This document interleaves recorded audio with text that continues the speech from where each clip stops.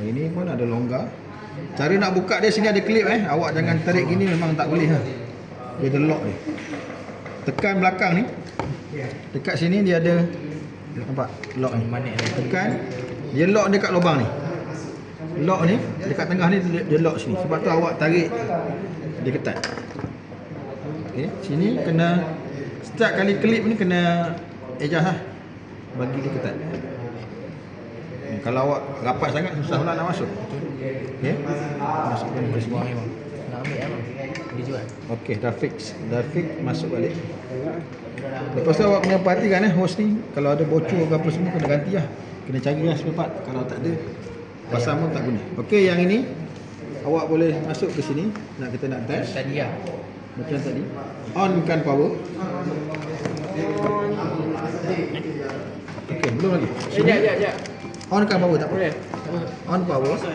Sini kita masuk kanan. Kita select bagi base on power. Dah. Kita letak sini. Dah mana? On lah. Dah hidup belum? Dah. Yang ni taruh atas. Nyala lampu Taruh atas. Selesa. Lampu hidup tak? Lampu hidup. Hidup ke mati? Hidup. Itu mati ke? Mati balik. Ni lampu tak ada. Hidup. Baru hidup.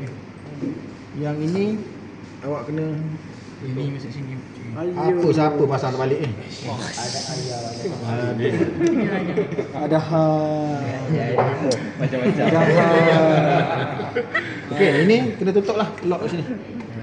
Okey, untuk tahu dia okey tak okey awak rasa suam tak? Kalau ada suam, sentuh dah. ada panas-panas so far okey lah. Sekejap lagi dia sampai dia punya tahap dia akan sedut air. Pam ni akan berfungsi lah. Okey. Pam dah berfungsi. Bila pam dah berfungsi, awak tengok blinking kat sini pula. Dia stop blinking, maksudnya dia dah ready. Awak tengok, kemudian awak tengok ada bocor tak? Kita test 2-3 kali tekan nanti, tengok ada bocor tak dekat sini ke tempat yang awak klik. Sampai atas ni pergi selotip wire ni. Selotip tempat lain, klik tempat lain. Selotip ke atas, klik ke bawah. Selotip ke bawah, klik ke atas. Lemit tu mahal. Yang penting tak ada leaking lah. Tapi kalau Sabar. Dah belum? Belum. Dah start blinking belum? Okey. Blinking. Yang relax belum jadi. Itu tak habis. Okey. Kalau akan datang lagi dia keluar pasir-pasir. Wangi baik.